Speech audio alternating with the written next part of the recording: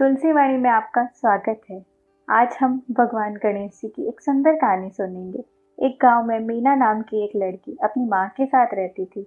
एक दिन उसकी माँ अपनी सहेली से बात कर रही थी कि मेरी बेटी बहुत अच्छी है, लेकिन एक तो मैं गरीब हूँ और उसकी कुंडली में मांगलिक दोष होने की वजह से उसकी शादी नहीं हो पाई। तभी उसकी माँ की सहेली ने कहा कि चिंता मत करो, तुम्हारी बच्ची इतनी गुणवान और सुंदर है, उसे बहुत अच्छा लड़का मिलेगा। यहाँ पास में ही गणेश जी का एक बहुत बड़ा मंदिर है। मीना को कहकर हर बुधवार को वहां जाके गणेश जी को भोग लगाया करे। गणेश जी की कृपा से सारे काम मंगल हो जाते हैं। बूढ़ी माई को ये विचार अच्छा लगा।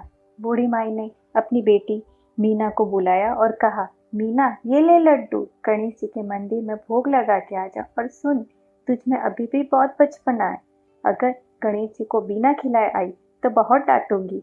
मीना बहुत सीधी थी और माँ ने जैसा कहा उसने वैसा ही किया। गणेश जी के मंदिर की तरफ चल पड़ी। गणेश जी की मूर्ति के सामने जाके खड़ी हो गई और कहने लगी, गणेश जी, मेरी माँ ने आपके लिए लड्डू भेजे हैं, कृपया इसका भोग लगा लें। सुबह से शाम हो गई, मीना वहीं खड़ी रही, लेकिन मूर्ति कैसे लड्डू खाती। वो बेचारी परेशान हो गई और कहने लगी, हे गणेश जी, ऐसा मत करो, अगर माँ को पता चला कि मैं आपको बिना खिलाए वापस आ गई तो मुझे बहुत डांटेगी। और वो रोने लग गई। उसका भोलापन देखकर गणेश जी उस पर दया आ गई और गणेश जी वहां प्रकट हो गए। गणेश जी को देखकर मीना बहुत खुश हो गई और कहने लगी, गणेश जी, माँ ने आपके लिए लड्डू भेजे, कृपया इसका भोग लगा ले, वरना माँ मुझे बहुत डांटेगी।